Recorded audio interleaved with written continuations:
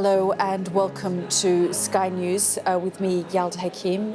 You're looking at live images of the state banquet that has been put in place to welcome the French President Emmanuel Macron. So tonight, the pomp and ceremony. And of course, tomorrow, the President's attention will turn to the much thornier subject of immigration, but tonight it is all about welcoming the French President at this state banquet. Emmanuel Macron and his wife Brigitte arrived in the UK for their three-day state visit, and due to refurbishment works at Buckingham Palace, King Charles and Queen Camilla are hosting the couple at Windsor Castle, and you're just looking at those live images coming in of the guests, and that is the Prime Minister Keir Starmer there as well. Let's bring in Alistair Bruce, who will be talking us through this evening's state banquet.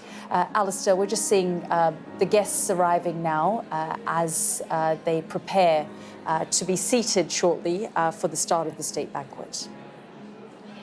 It's a gently frantic time for members of the royal household to get all the King and Queen's guests into position before the procession comes in. The procession with the principal guests, obviously, led by the President of France and by Madame Macron. And they will be led in by the King and Queen and the senior members of the French suite also. We're seeing in the picture there the King's private secretary, Sir Clive Alderton, on the left there. And he's having a chat with some of the key guests. And it is for all of those reasons, Yalda, that this is an effective way of starting these state visits, because the relationships that come from this should enable some of the thornier problems to be better dealt with in the human form when diplomacy needs to really get going.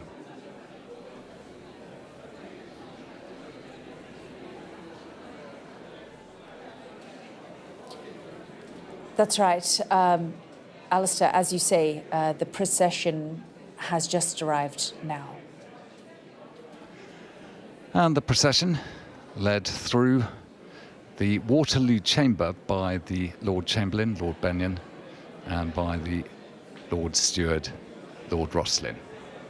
And wearing the sashes of their various different nations, the President of France, escorted by the King. The President of France is wearing the Order of the Bath, and the King is wearing the Order, or the Légion d'honneur, and the Queen also wearing the Légion d'honneur with Madame Macron, Prince of Wales and the Princess of Wales, along with other members of the royal family, leading members of the French suite, the Duke and Duchess of Edinburgh, the Princess Royal, and Admiral Sir Tim Lawrence, and the Duke of Gloucester. Behind him, the Duchess of Gloucester. Also, each of them escorting guests from France who will be playing their part in getting the chance to talk and meet with all those who are currently gathered inside St. George's Hall. As the procession comes in, each of the couples escorted by members of the royal family know exactly where on this table they are to head to. And as soon as the King arrives at his seat with the President, all will be ready for the next and most important part of the state banquet, which will be when the King welcomes in his speech the President to the United Kingdom.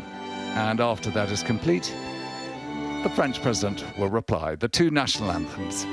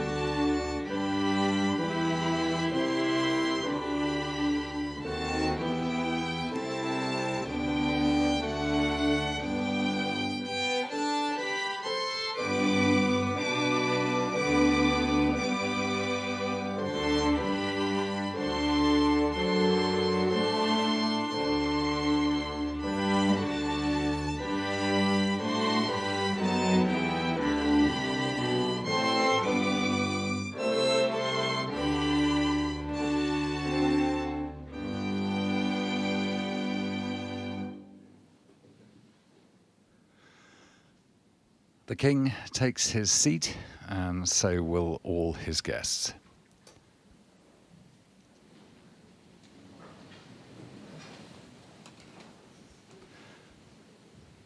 And when everything is prepared, the King will rise to address the French President.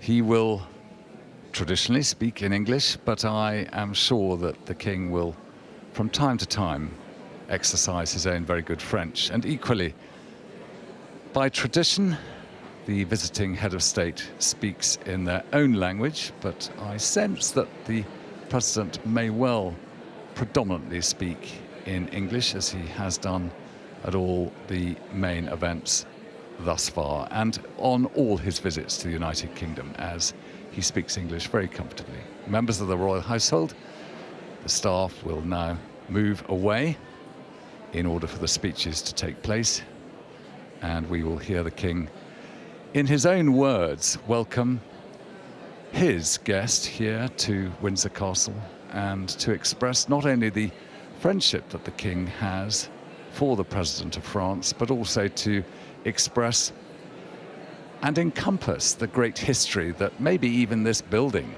has stood testament to. After all, St. George's Hall was built by Edward III, the king who in the 14th century declared himself to be King of France as well as England, and thus started the 100 Years' War.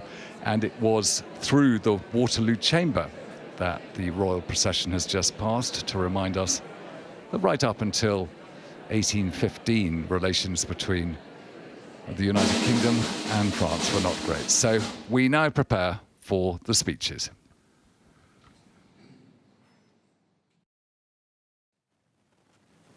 Monsieur le Président, Madame Macron, mon épouse et moi-même sommes ravis de vous accueillir au château de Windsor pour cette visite d'État, la première que je reçois ici depuis mon avènement au trône. I recall with such fond memories our visit to France in 2023, when you so graciously hosted us, Monsieur le Président. Much has happened in the meantime, and France and the United Kingdom have stood ever closer since then. At this crucial point in our shared histories, your visit is another occasion to celebrate our deep and enduring friendship. Indeed, these ties extend beyond friendship into family. The castle in which we meet this evening was begun by my ancestor and your sometime countryman, William, Duke of Normandy, in the year 1070. It remains the oldest and largest occupied castle in the world. So it is perhaps rather appropriate that my son, the Prince of Wales, who shares that earlier William's name, has made Windsor his home with his family, like so many of our predecessors. The Norman English society that was established by William the Conqueror was neither, at least initially, an entente, nor especially cordial. But it marked, on one view, the beginning of 1,000 years of shared history and culture between our two peoples, which has enriched our two societies beyond measure. Cette ère fut aussi le début d'un partage linguistique. A linguistic Même sharing. si je ne peux Even qu'espérer if I can only qu'en hope écoutant mon that by listening to my vous French, ressentiez you won't la feel même the chose same thing that que la Princess princesse Catherine of France de France felt during en her, dansant when she learned l'apprentissage English de l'anglais dont in Henri V. Shakespeare's Henry V, where she said, "Oh heavens, Ô Seigneur Dieu, sufficient, that's sufficient. dit, c'est assez pour une fois. Don't say anything else." Louis-Philippe, King of the French, stayed here as a guest of my great-great-great-grandmother, Queen Victoria, in 1844. That was the first time in 400 years that a reigning French king had visited England. By any standards, that's a long time to wait for an invitation to dinner. At least fewer than 2 years have passed since we last dined together, Monsieur le Président. Queen Victoria had herself chosen France for her first overseas journey just the year before. These reciprocal visits laid the foundations for the alliance that we enjoy today. Their impact was tangible. Soon after Louis-Philippe had left Windsor, Queen Victoria wrote to him to say how much we wish to see growing stronger and stronger this entente cordiale between our two countries, which exists so happily between us personally. Today, Queen Victoria's wish is a reality. France is one of our strongest allies, as well as a country for which my wife and I have deep affection personally. We marked 120 years of the Entente Cordiale last year with your Garde Républicaine parading alongside the King's Guard at Buckingham Palace, while number 7 company of the Coldstream Guards joined their French comrades on the courtyard of the Élysée. This unprecedented ceremonial moment reflected the depth of our country's modern-day cooperation, our armies quite literally standing shoulder to shoulder. Less than 2 years ago, we celebrated that relationship in Paris and Bordeaux on our first state visit to France. As we look back on that special time, we recall with great fondness the warmest of welcomes the people of France extended to us. This very hall in which we meet this evening, rebuilt after a terrible fire, also recalls the extraordinary restoration, Monsieur le Président, of Notre-Dame de Paris that we were able to see at first hand during our visit. It is so very special to see the cathedral open once again, and I pay tribute to the expertise, craftsmanship, and determination of all those involved. A millennium ago, this castle was built to guard the western approach to London. Today, our two countries face a multitude of more complex threats, emanating from multiple directions. As friends and as allies, we face them together. These challenges know no borders. No fortress can protect us against them this time. Instead, the answer lies in partnership, and we, France and Britain, must help to lead the way. Our two nations share not only values, but also the tireless determination to act on them in the world. Of course, we would not be neighbors if we did not have our differences.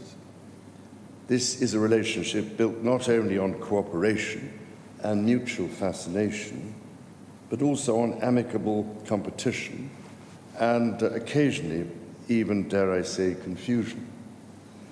The indomitable Gaul, Asterix, himself, and no doubt many of his compatriots since, struggled to comprehend our beloved tasse de thé avec un nuage de lait, taken at precisely 5 o'clock in the afternoon, just as we find it impossible to bake a baguette quite as well as those your artisans make in France. And can I just take this opportunity to say how delighted I was to see that finally that great French contribution to world cuisine has now been given its rightful place and recognized by UNESCO as part of the cultural heritage of humanity. Enfin, not too soon, I would argue. In 1960, President de Gaulle said, "The English are the English. That is not their fault." Indeed, some of our differences are so profound, they may never be overcome. But we have made remarkable rapprochements in other areas. This evening, we are about to drink English sparkling wine made by a French champagne house. This would have been scarcely believable to at least some of our predecessors.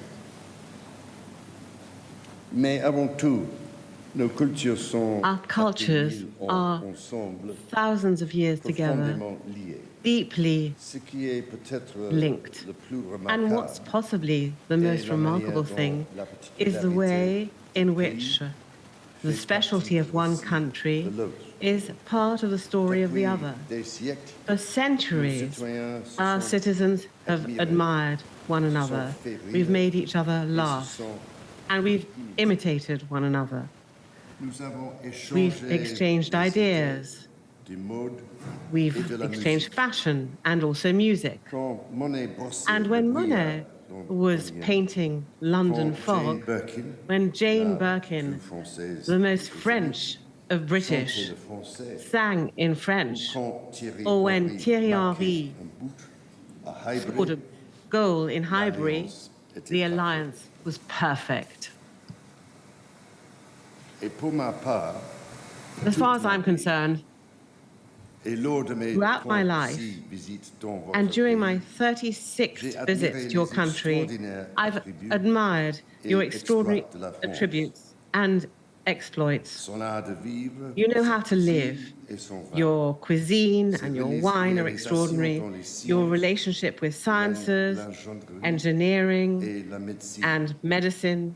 son excellence Your dans des excellence secteurs in the comme areas le such luxe, as luxury, l'aéronautique, aeronautics, or space. son exquise Your architecture, exquisite architecture and your amazing literature, les écrivains whose authors have influenced thinking throughout the world. And, ladies and gentlemen, in what other country in the world could so flourish something called l'Association de Sauvegarde de l'œuf mayonnaise? In 1944, Sir Winston Churchill said, "All my life, I have been grateful for the contribution France has made to the culture and glory of Europe, and above all, for the sense of personal liberty and the rights of man, which has radiated from the soul of France. Show me a moment when I swerved from this conception, and you will show me a moment when I have been wrong." General de Gaulle, of course, spoke from London on the 18th of June 1940 with his message, one that stirs French souls to this day, that the idea of France shall never be extinguished. Monsieur le Président, today, with the Prime Minister, you paid your respects to your predecessor outside his headquarters at 4 Carlton Gardens, from where, with British support, he kept that flame alive. Le sacrifice de nos Sacrifice of our ancêtres, ancestors, dont nous avons and we honoré honored them ensemble together la mémoire en Normandie last l'année year in dernière, Normandy during the 80th anniversary of D-Day. nous ont montré l'exemple They de la showed us résolution the et du courage necessary pour l'emporter. to be able to have done this. Le général de Gaulle a General de parlé Gaulle talked de about notre our alliance comme d'une being entente an des entente of democracies. Je crois fermement And I really que believe l'amitié entre le in the Royaume-Uni friendship between the United Kingdom and France. I believe essentielle that it's essential in order to preserve our freedoms en Europe. and peace in Europe. Monsieur le Président, the President. summit that you and the Prime Minister will hold in London this week will deepen our alliance and broaden our partnership still further. Our armed forces will cooperate even more closely across the world, including to support Ukraine, as we join together in leading a coalition of the willing in defense of liberty and freedom from oppression. In other words, in defense of our shared values. Our technology experts will also collaborate even more deeply to determine how we harness artificial intelligence for the good. Our diplomats will work together to defend the international rule of law and the multilateral system. Our security services and police will go further still to protect us against the profound challenges of terrorism, organized crime, cyber attacks, and, of course, irregular migration across the English Channel. And our businesses will innovate together, generating growth, trade, and investment for our economies and across the world. And crucially, our conservationists, our governments, and our private sectors will work as one to tackle deforestation, protect nature, and preserve our oceans, issues for which you and I share a particular concern, Monsieur le Président. When I spoke at the French Senate in 2023, I called this an entente pour la durabilité.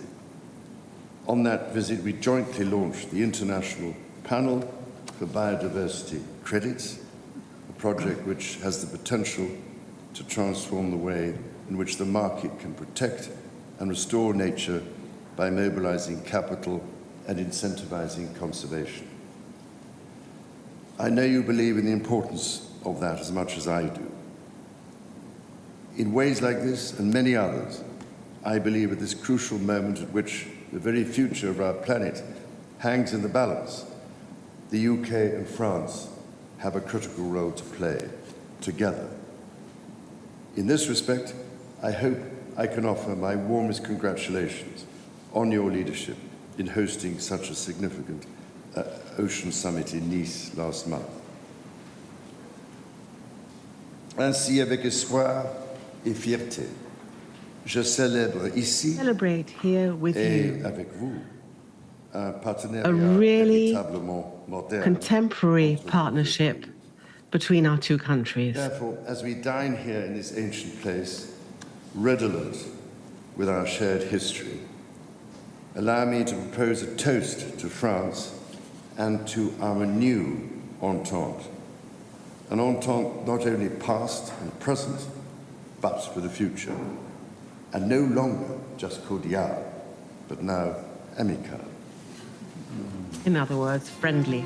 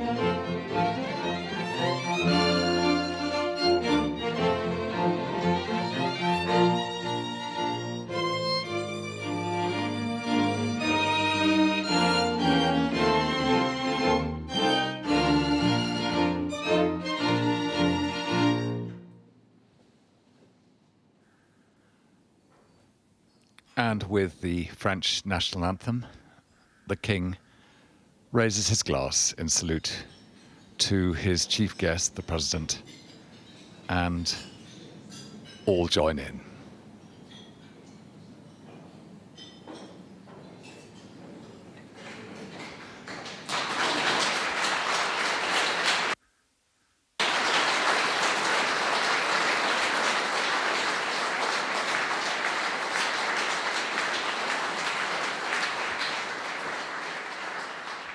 An outbreak of applause as everyone then rejoins their positions, and it is the turn of the President of France to reply to the King on behalf of his nation.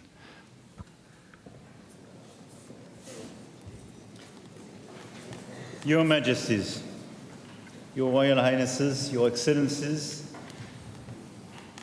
Honorable Ministers, my Lords, Aldermen, Sheriffs, Chief Commoner, ladies and gentlemen, dear friends. Your words of welcome are an honor to my wife and myself and touch us deeply. I would now like to say how much I appreciate your welcoming us to Windsor, a sign of your great courtesy and a testament to your friendship with France. Could there be a better symbol of the longevity and solidity of your nation than this palace, built long ago by the Normans as a fortress? It was put to its original use again during the Blitz, when it protected Princess Elizabeth and her younger sister, Margaret. Et si vous me l'autorisez, If you allow me, Majesté, Your Majesty, c'est à la reine Elisabeth II que vont mes It's- premières pensées ce soir. I'm thinking first of all, Les first and Français ont foremost, porté Queen à votre Elizabeth mère, la reine, une II, admiration because the French et had une an affection enormous amount of authentique. admiration and real affection for your mother, and I believe that it was Car elle parlait reciprocal. notre langue, Because comme she vous. spoke our language just as Aimait you, notre sir. culture, She loved our nos chevaux. culture, our horses, Et qu'aucun autre pays n'a eu le and privilège there de was la no other recevoir aussi country souvent that que received her as often as we did. To you, she was your queen. To us, she was the queen. Permettez-moi d'ajouter que And l'attachement allow de me mes to compatriotes add s'adresse that the aussi à affection of my votre compatriots is also towards personne. Votre you. combat pour l'environnement You et la fight for the biodiversité, environment and au nord comme au sud de biodiversity notre planète. in the north to the south Votre of our planet, détermination your à valoriser la determination qualité des to produits agricoles, ensure that votre agricultural résolution à products are défendre et of renouveler les métiers good quality, et and you want savoir-faire to issus de la defend craftsmanship and defend tradition. And in fact, it was useful with regard to the reconstruction of Notre Dame that you've just mentioned. And before that, this very castle within which we find ourselves tonight, autant de motifs de they plébiscite are pour vos engagements. so many reasons to respect our commitments. And know, Your Majesty, that when you decided to defend French cheeses made with raw milk, you certainly won all French hearts.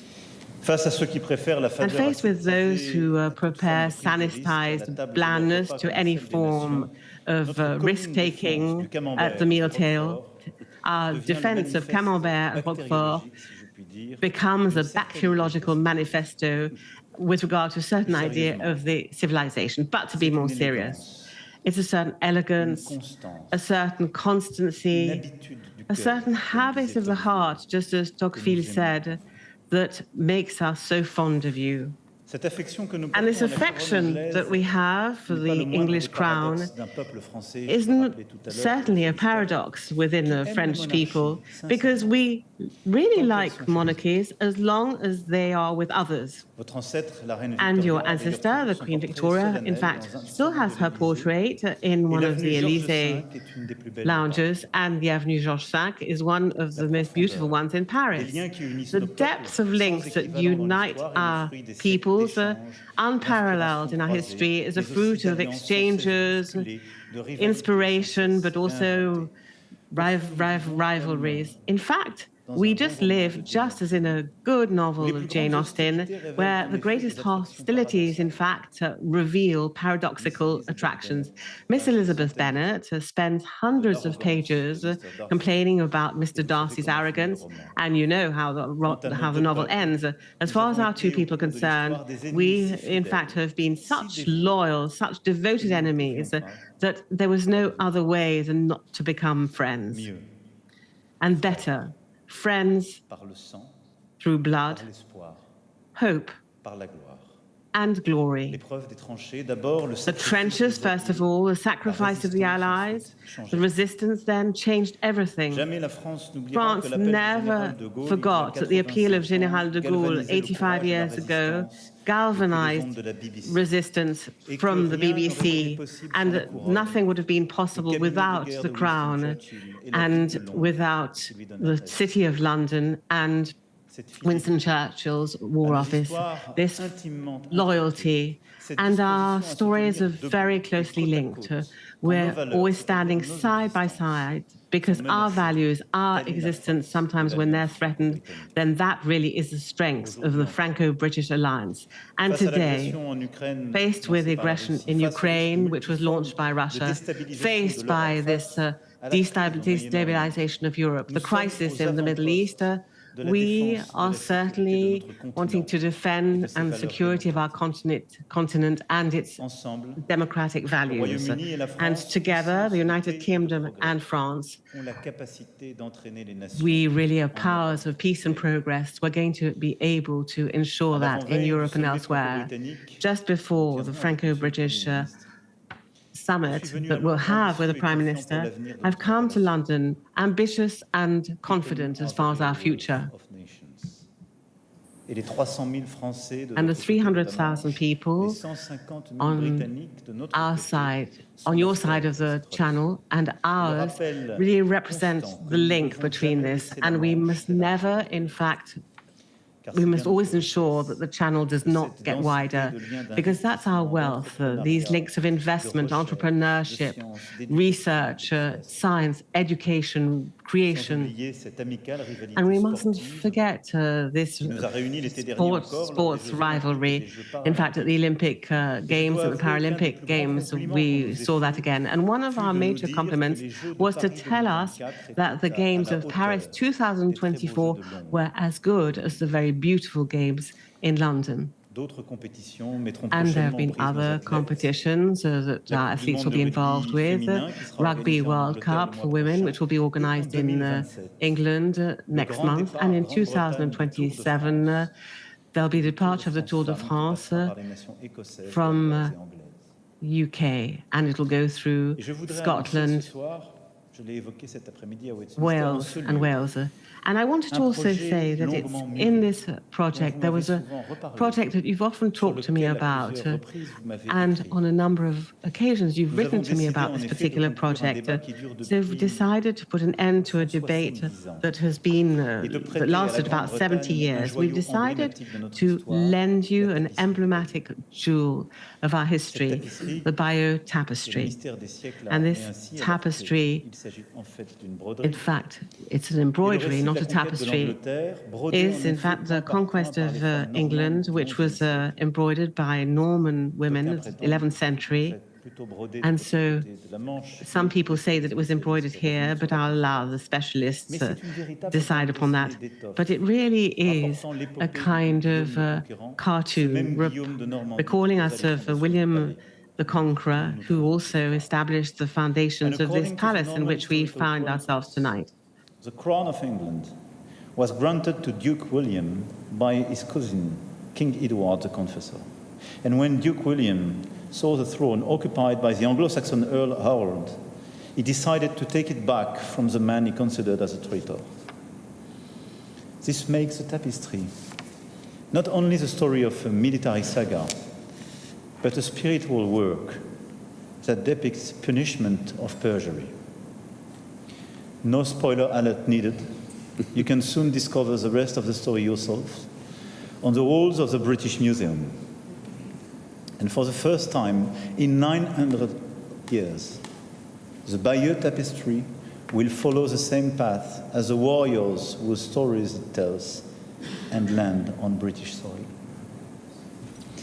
Either they were never made or they were lost, but the final scenes of the tapestry are missing. I see that as even more powerful symbol. In the great mural of Franco-British history, the end has yet to be written. So it is up to us to do it. Yes, our story is built on these conquests and these rivalries. That is the beauty of our unique relationship. And when our museums talk to each other, when your poppies bloom among our bleuets, when Paddington travels to France and Asterix to Britain, when British humour and French irony converge, when our common sense and sensibility overcome our pride and prejudice, we are unstoppable. And when we come together around one table, then everything is possible. Churchill wrote in his notes, as he prepared food supplies for his troops, this wise political maxim: the stomach governs the world. Honor where honor is due. I would like to end my toast. First of all, Your Majesty, to say now, you created the Entente Amicale. And this Entente Amicale will be launched in Windsor in 2025. And we want to believe in this new era. And I would like to end my toast by raising my glass in honor of Your Majesty, of Her Majesty, Queen Camilla, and your family. I raise it in honor of the United Kingdom, of this Entente Amicale that unites our two fraternal peoples in an unwavering alliance. Long live the United Kingdom of Great Britain and Northern Ireland. Long live France. Long live Franco-British friendship.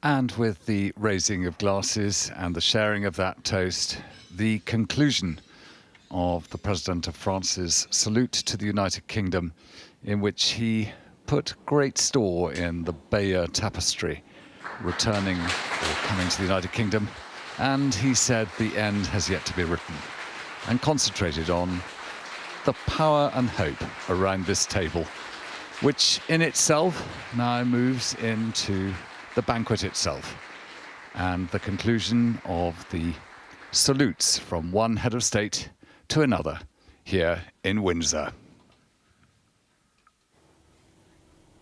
Alistair, thank you so much.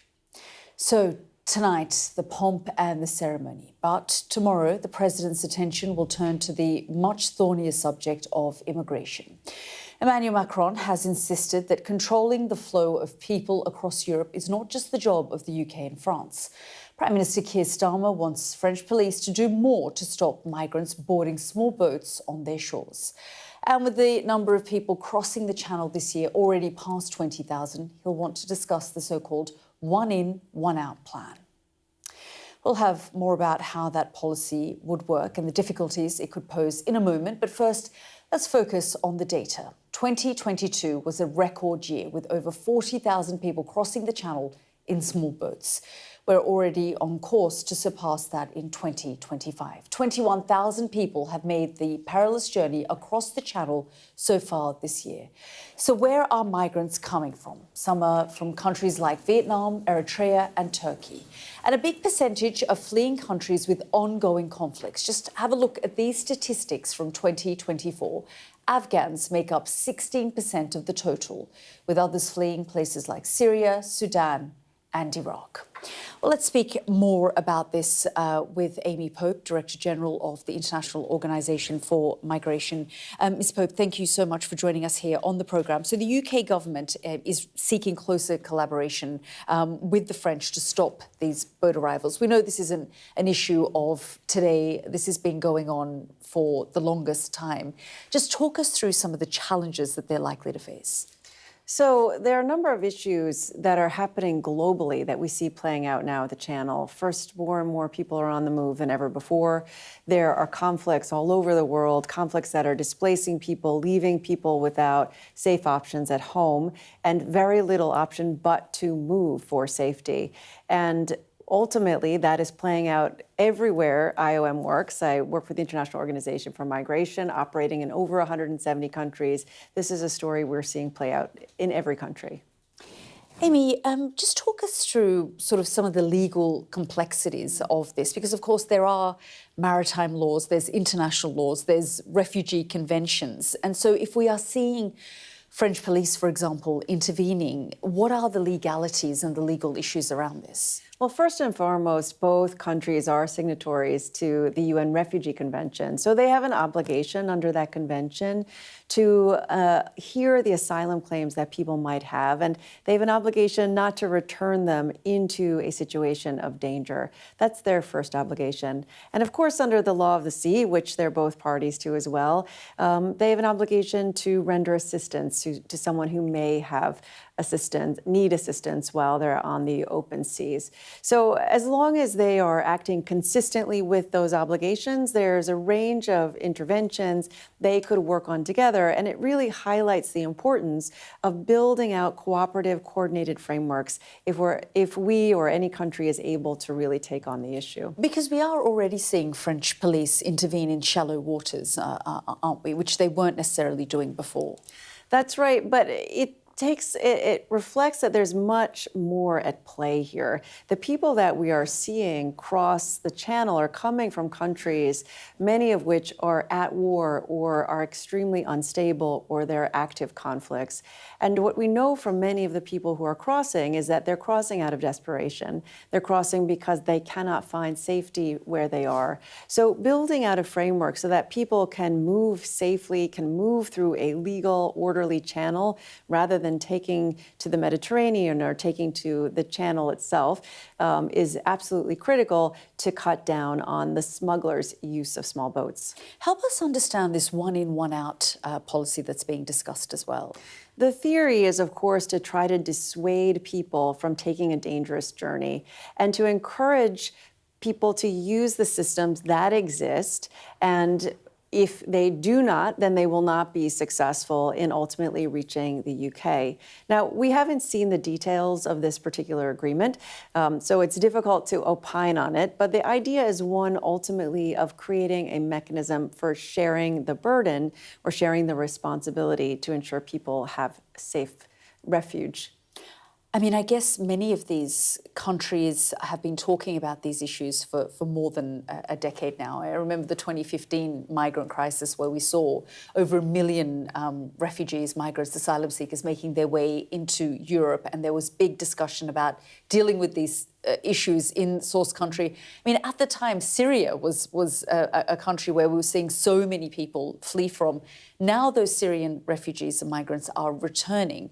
But there are other hotspots, Sudan, for example. Sudan has the highest displacement crisis in the world. More than 11 people have been displaced in the country itself. Then another 3 million have crossed the borders. What we know is that for many Sudanese, they go first to their neighboring country, to Chad, to Egypt, to South Sudan. And if they're able to find a job, if they're able to find safety, they will often stay there. But when people cannot find opportunities in that first host country, then they move on. So one of the interventions that we encourage governments to consider is how do we support that first country that hosts migrants and refugees? Because many of those countries simply don't have the capacity to absorb millions of people, but building alternatives for them there, adding capacity is much more effective, not just in terms of cost, but also in terms of saving lives. So in terms of this particular plan to work closely together, do you believe that, I guess they're looking at the end of the process rather than trying to resolve the sort of front half of this issue? We encourage governments actually to engage at the source of the migration, but also along the route of the migrants and refugees are taking, because we know that migrants don't necessarily want to put money in the hands of smugglers and take some of the most dangerous journeys that exist. But if they are unable to find opportunities closer to home, they move on. Amy Pope, really good to talk to you. Thank you so much for joining us. Thank you. It's great to be here. Well, let's focus now on a new report led by Israeli legal and gender experts that's concluded widespread and systematic sexual violence was used during the Hamas-led terror attack on the 7th of October. The findings allege that Hamas used sexual violence as a tactical weapon of war in a deliberate and coordinated manner. It said that violence was widespread, occurring across at least 6 different locations at the Nova Music Festival on Route 232 and in 3 kibbutzim. Well, let's bring in Ruth Halperin-Kadari, lead report researcher and international advocate for women's rights. Thank you so much for joining us here on the programme. Just talk us through this latest report by the Dina Project, because this is previously unheard testimony. It's first-hand testimony from 15 of the returned hostages from Gaza. Well, thank you very much for having me on the program. The report by the Dina Project, which operates at the Rachman Center at Bar-Ilan University in Israel, has gathered all the existing information, the available information that was meticulously gathered throughout the past 21 months. And those testimonies by the returning hostages are actually testimonies that had been previously published, but what we did is taking not only these testimonies and these reports, but all the other reports and testimonies and evidence that was available in open sources and gathering it together, including all those testimonies that came out rather gradually and slowly by survivors of the attack, of the massacre, survivors themselves who witnessed the sexual atrocities and the sexual violence in real time. And we found that there were at least 17 of these eyewitnesses or ear witnesses who heard or saw rapes and gang rapes and other sexual assaults on October 7.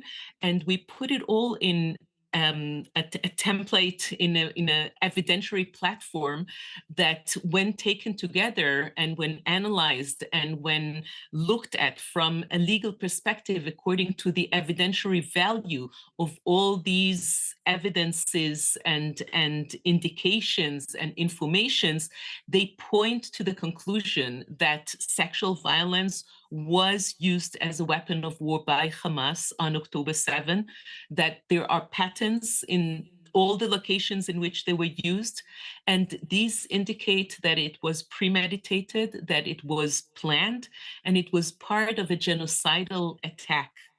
And then on top of that, we develop a legal thesis that argues that it is not only possible, but it is essential to prosecute each and every one of the Hamas terrorists that took part in the attack, to prosecute them. I want to get to that, in a moment, in terms of how they're prosecuted. But I also just want to ask you: the report states that it was widespread and systematic.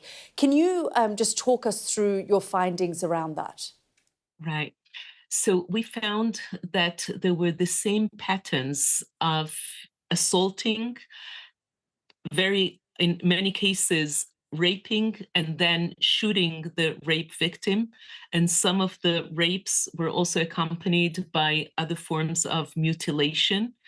And we found that the patterns of bodies, mostly of women, but also sometimes of men, naked, fully naked or half naked, and sometimes cuffed to poles or to trees. They were found in at least between 3 to 6 different locations. And when it comes to the realization that all this happened in the same manner, at the same time, in different locations, and when the time was actually relatively a small span of time, only a matter of a few hours, it is inevitable to understand that this was premeditated and planned and not sporadic, not an isolated instance of one terrorist or one person gone rogue and performed something that was unplanned. And Professor, you talk there about, holding those who are responsible, Hamas or other groups, accountable. How does one do that? You have collated this testimony together now. How can they be held accountable? The thing is that in all these cases of conflict-related sexual violence, there is a challenge because it is impossible, most of the time, impossible to point to a specific perpetrator and to identify the specific assailant. And the most difficult challenge is that most of the victims had actually been murdered. So they were eliminated. It is as if the perpetrators took care to eliminate the witnesses or the evidence for their crimes, for their atrocities. Now, what we are arguing is that this is a mob crime. This is a mass atrocity, and it should be regarded as a genocidal attack, bearing in mind the intention with which Hamas terrorists entered Israel to dehumanize and to completely destroy the Israeli people by all means necessary, including by using their own bodies to destruct the bodies of the enemies. And when a person enters such an attack with this common intent, they should be held accountable and jointly responsible for everything that actually took place in that attack. Professor, I unfortunately just have about a minute to go, but you've also said the aim of the report was to counter denial, misinformation and global silence on this issue. I spoke to someone from the UN today as well who talked about many of these women feeling completely let down by the international community, by the authorities. Just briefly, if you could, why has this been such a difficult issue and a controversial one? I am afraid that in this particular instance, some, perhaps even many, of the international organizations and international women's rights found it difficult or impossible to hold together the truth that Israel, which is very often regarded as the assailant, as the aggressor, on October 7 had been the victim.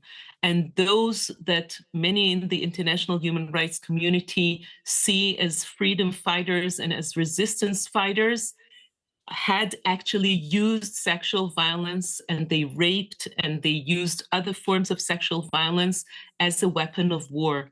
And it is a failure by the international system to put all this in context and to actually sacrifice the truth and the justice on the altar of politics, and to stick to their politics and be unable to serve justice in this case. Professor, we're grateful for your time. Thank you very much for joining us. Thank you. Thank you. Now, we've got some breaking news for you on this push for a ceasefire in Gaza. Sky sources have told us that only one issue remains unresolved in the negotiations. Let's bring in our US correspondent, Mark Stone, who joins us from the White House. Mark, of course, we know that Prime Minister Benjamin Netanyahu is there at the moment. Just talk us through some of the sticking points. Yeah, he's just arrived here for an unscheduled meeting. We know he had dinner here last night, he and Trump dining alone here at the White House. He spent the day on Capitol Hill and this evening has come back at short notice to the White House. There is a real sense of momentum here now in Washington. You'll recall that the negotiations are ongoing between Israel and Hamas with Qatari mediators in Doha. There are others involved as well, and there have been three key sticking points. Two of those have now been resolved, and this is significant. The issue of humanitarian aid and how it's delivered. Well, it's my understanding that the UN will now potentially be involved in the delivery of aid, and that the traditional aid organizations will also get involved as they were before in delivering aid. And the Gaza Humanitarian Foundation, this controversial group run by America and Israel, that will only be allowed to be operating within areas of Gaza where the IDF are still in control. The other issue that has been resolved is this 60-day thing. Hamas are very concerned that after 60 days, Israel will simply relaunch the war. Well, they have now been given a guarantee by President Trump through an intermediary called Bashar al-Baba, a Palestinian American who has been working to try and secure this ceasefire. Trump has ensured Hamas that Israel will not restart the war after 60 days. So very significant indeed. The key sticking point remains the presence of the IDF in Gaza, where within Gaza they are allowed to remain. Mark, thank you so much for bringing us up to date there, and we are tracking the developments there with the ceasefire talks currently with Benjamin Netanyahu in Washington. Well, that's it for The World tonight. We'll be back tomorrow night at 9 o'clock. Do stay with us on Sky News. Anna Botting is next with the news at 10. Good night for now.